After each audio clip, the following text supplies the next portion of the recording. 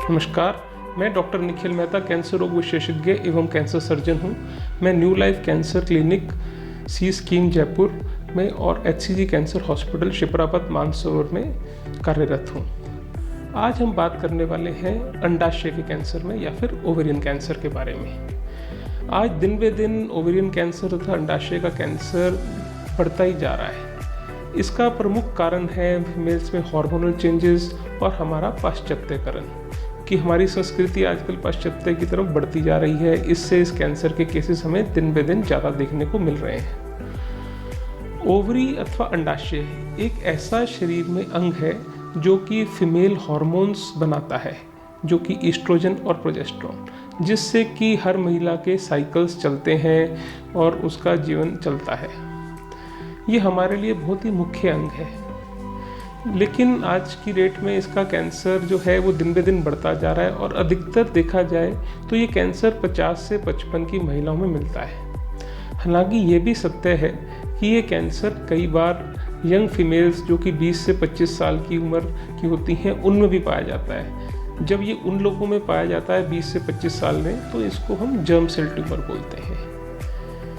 इसके प्रमुख लक्षणों की अगर बात करें तो कई बार इसके लक्षण होते ही नहीं। अगर ये कैंसर हमें बहुत ही शुरुआती स्टेज में, पहली या दूसरी स्टेज में मिल जाता है, तो 90 से 95% तक ये कैंसर क्यूरेबल होता है। लेकिन बुरी बात यह है कि ये कैंसर हमें अधिकतर तीसरी या चौथी स्टेज में मिलता है। अगर मैं रेट की बात करूं तो 80% मरीज़ हमें तीसरी स्टेज में ही मिल रहे हैं, और इसका कारण यह है कि मरीज़ को इसके लक्षण बहुत लेट पैदा होते हैं। इसके प्रमुख लक्षण जैसे कि बात करें तो बहुत ही वेग होते हैं, यानी किसी महिला के पेट में गैस बन रही है और वो लगभग 3 हफ्ते से गैस की दवाई कर रही है और गैस फिर भी ठीक नहीं हो रही। अगर कुछ भी ऐसी समस्या है तो एक बार डॉक्टर से परामर्श अवश्य लें। और अगर कई बार इंडाइजेशन हो रहा है, पेट फूलता ही जा रहा है किसी न किसी कारण से, और महिला को लग रहा है कि मेरा खाली पेट बढ़ रहा है, तो वो भी एक अंडाशय कैंसर का लक्षण हो सकता है। अगर आपको बहुत समय से लगातार वॉमिटिंग हो रही है या बहुत फ्रीक्वेंट पेशाब जाने की इच्छा कर रही है, तो भी अंडाशय कैंसर का एक लक्षण हो सकता है। वो इसीलिए क्योंकि ओवरी का कैंसर अगर अंडकोश बढ़ता है तो आगे और पीछे धक्का मारता है, तो इसलिए आगे हमारा ऑर्गन होता है यूरिनरी ब्लैडर, पेशाब की थैली, और पीछे होता है रेक्टम यानी बड़ी आंत। तो अगर ये आगे धक्का मारता है तो पेशाब की थैली भर नहीं पाती और बारी बारी महिला को पेशाब जाने की इच्छा होती है। और इसी प्रकार अगर ये पीछे धक्का मारता है तो महिलाओं में कॉन्स्टिपेशन या कब्ज़ की शिकायत रहती है। और अगर ऐसे कोई भी लक्षण है तो आपको एक बार डॉक्टर से परामर्श अवश्य ले लेना चाहिए। कई बार फीमेल ऑर्गन्स कम प्रोड्यूस करते हैं अपने हार्मोन्स और मेल हार्मोन्स प्रोड्यूस होने लग जाते हैं, तो उससे दाढ़ी आना भी शुरू हो जाता है महिलाओं में, जिसको हम हिरोशिटिज्म कहते हैं। ये बहुत ही अनकॉमन लक्षण है, लेकिन हाँ देखने के मिल सकते हैं। अगर फिर भी ये कोई भी लक्षण आपको देखने को मिलते हैं तो हम सबसे पहले महिला को स्क्रीन करते हैं। स्क्रीन हम 2 टेस्टों से करते हैं। एक होती है पूरे पेट की सोनोग्राफी और दूसरा होता है ब्लड टेस्ट, जिसको हम कहते हैं CA-125।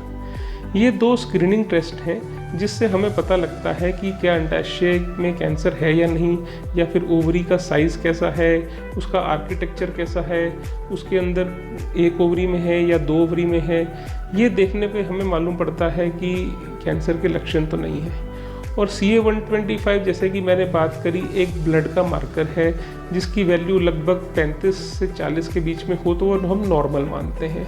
अगर ये बहुत ही ज़्यादा है, 200, 300, 400 है या थोड़ी सी भी ज़्यादा है, तो वो अंडाशय कैंसर के लक्षण हो सकते हैं।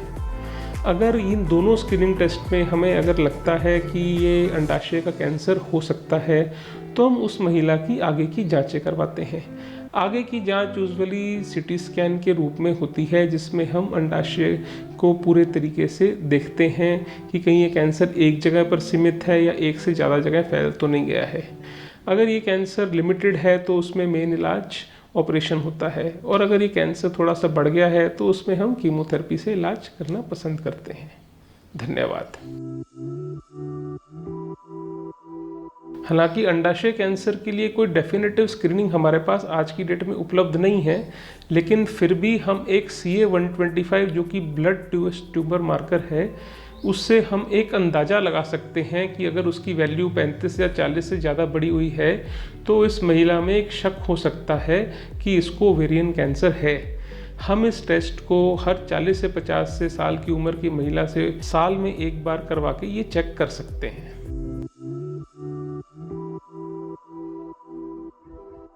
देखिए, जैसा कि हमने बताया कि यूजुअली अंडाशय कैंसर 50 से 55 साल की ऊपर की महिलाओं में होता है, लेकिन कुछ कैंसर होते हैं अंडकोश के जिसको हम जर्म सेल ट्यूमर या फिर डर्मोइड सिस्ट बोलते हैं, जो कि 15 से 25 साल की महिलाओं में भी हो सकते हैं।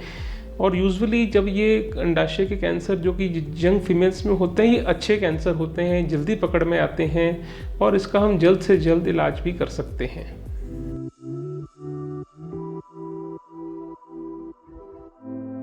देखिए, अगर हम अंडाशय कैंसर के फैमिली हिस्ट्री की बात करें तो हाँ, ये संभव है कि अंडाशय कैंसर एक पीढ़ी से दूसरी पीढ़ी में हो।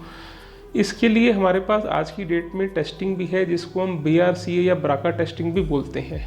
5 से 10% चांस है कि अंडाशय कैंसर एक फैमिली से दूसरी फैमिली में रन करे। तो अगर एक किसी को फैमिली में डिटेक्ट होता है अंडाशय कैंसर या फिर स्तन कैंसर, तो उसको हमें ब्राका टेस्टिंग करवा लेनी चाहिए ये देखने के लिए कि क्या ये कैंसर एक पीढ़ी से दूसरी पीढ़ी में जा सकता है। आज की डेट में हमारे पास ये बहुत ही मूल्य टेस्ट उपलब्ध है जिससे हम ये चीज़ पता लगा सकते हैं।